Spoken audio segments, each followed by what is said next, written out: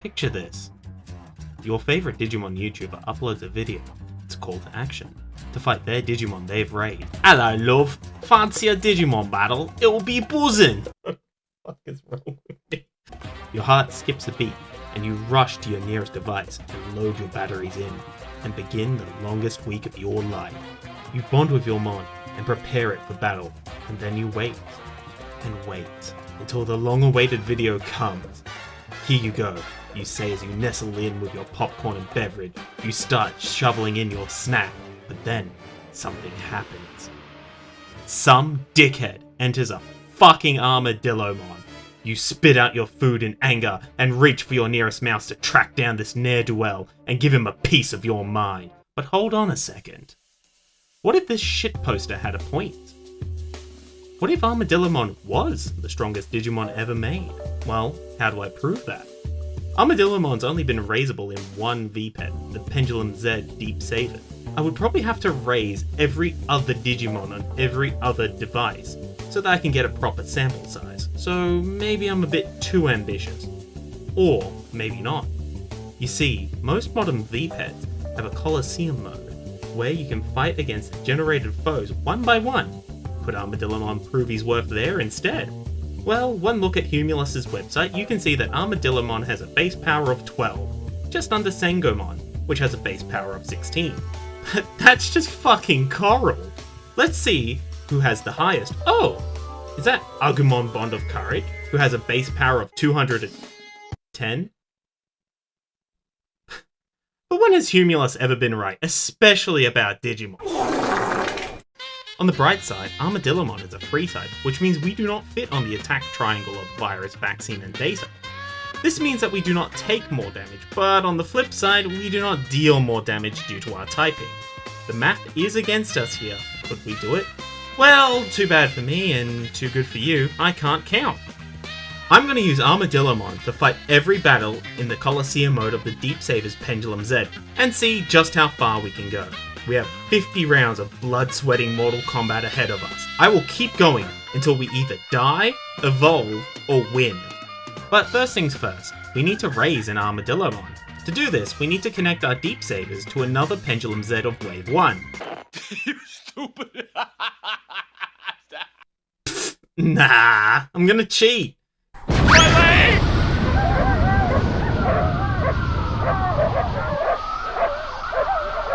Did you know you can hold down A and C and press reset and you can pick any Digimon on the device?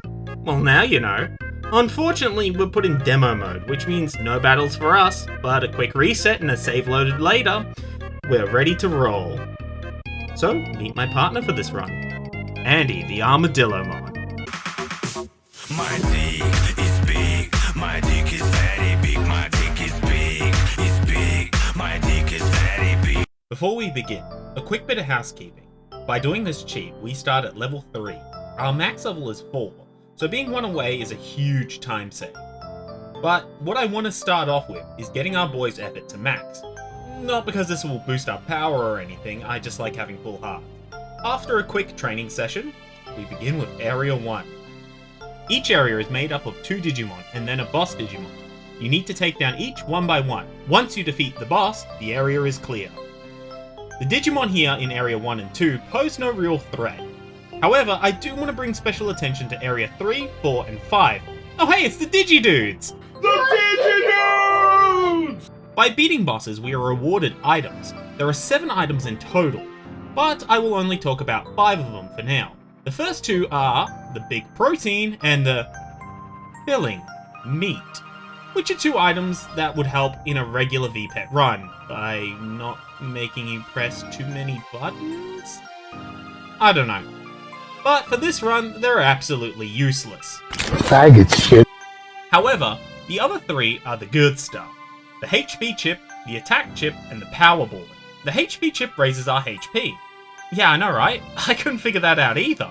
It's kinda helpful early game, but it will be outclassed later. The attack chip boosts our attack power, and the power board increases our base power. Now on paper that does sound like they do virtually the same thing, but trust me, It's totally different, guys. We can hold a total of 3 of each item before we max out. With our horde of items, Area 6 and 7 were pushovers, but Area 8 is where we hit our first hurdle. We could beat our Shadow and then Wormmon easily enough, but it's when we get to the boss, Gatomon. She would keep beating the shit out of us again and again. I knew we were gonna hit a hurdle, but this early on in the run? How? She's a fucking cat! You're a fucking cat! I can't know I'm a fucking cat, you bastard! Why are you not in a cage, you fucking animal?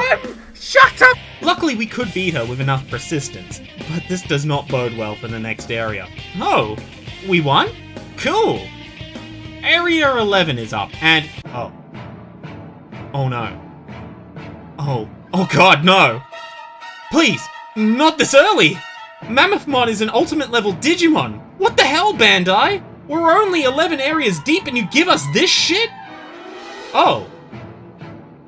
I think my reaction during the filming sums up this best. Fucking kidding me. It's all well and good that we won against Mammothmon, but if we're gonna be thrown curveballs like this, how are we gonna finish the run? Area 12 is a theoretical game changer. Yeah, we do have to beat 3 champions back to back, being Unimon, Cockroachmon, and Galgamon. But after we win this, we get an item so powerful that this run would have been impossible without it. The Jumper Gate. With this, we're able to skip the first 2 Digimon and head straight to the boss. With this, we could easily take down 13, 14, 15, and 17 without any major issue. Oh, and in case you were wondering what the last item was, it's an XP code, which doubles our experience points awarded at the end of each battle. Extremely helpful in a regular run, but absolutely useless here. We already hit our maximum level of 4, so an XP code wouldn't really help us in the slightest. I love this game. Oh god, I take it back! Area 18 is our first Ultimates only area. We would consistently lose to the boss of this area, Triceramon. Unfortunately, we cannot stack items, so our Jumper Gate cannot be stacked with a power board or attack chip.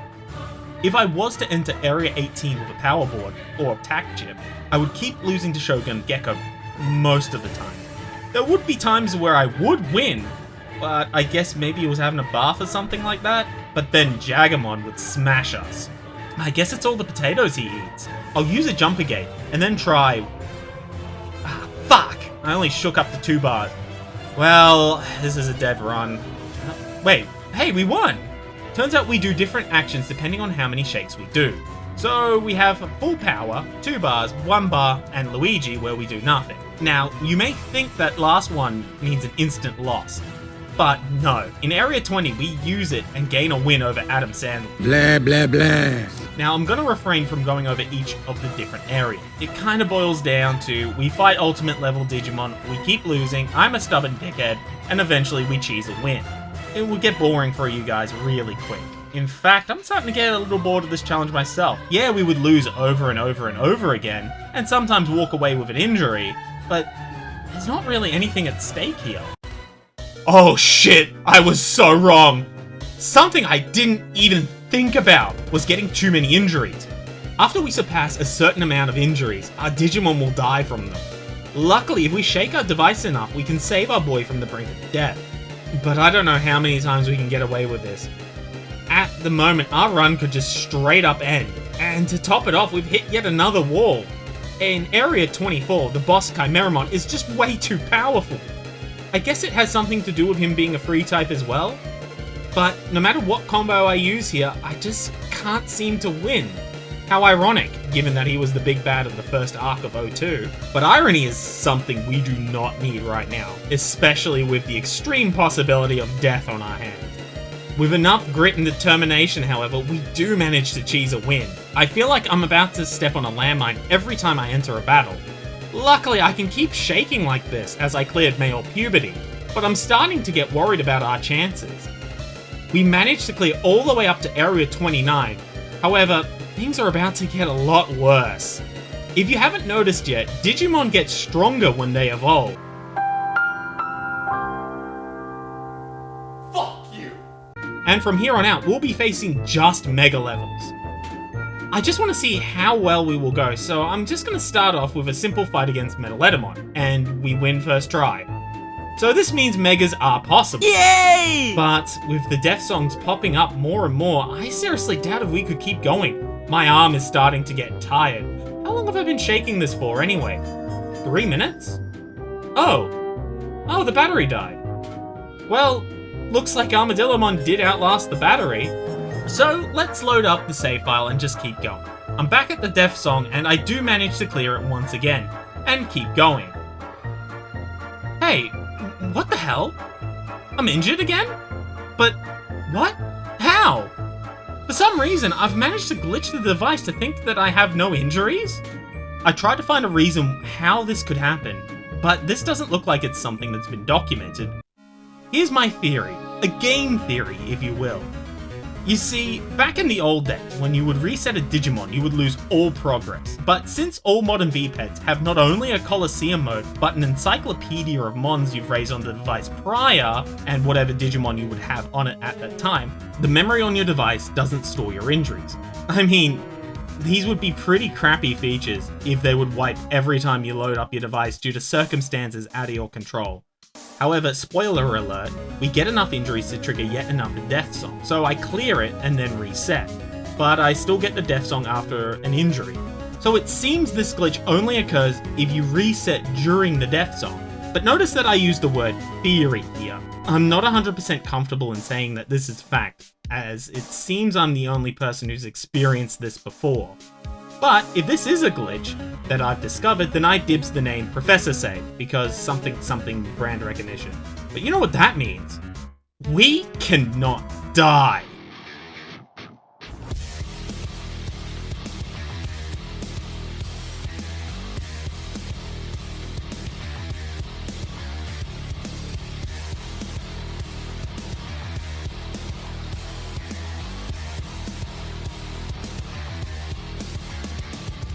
We have made it all the way to Area 40, where we have an anticlimactic battle against the champion.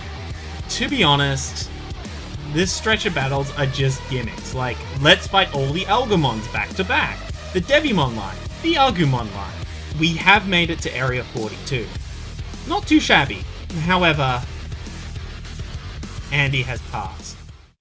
He has become a PC. We died. I did say that the run would end if I died. However, we were so close. It would feel wrong if we stopped here. What does Humulus say? Your Digimon has died and converted back into raw data.